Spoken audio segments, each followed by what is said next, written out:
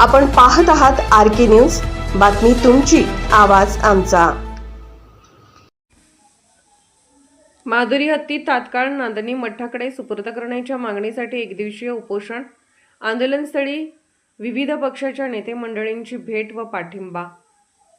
माधुरी हत्ती अजूनही नांदणी मठाकडे सुपूर्द करण्यात आलेला नसल्याने ती तात्काळ मठाच्या ताब्यात द्यावी या प्रमुख मागणीसाठी आज नांदणी येथे एकदिवसीय उपोषण आंदोलन करण्यात आले।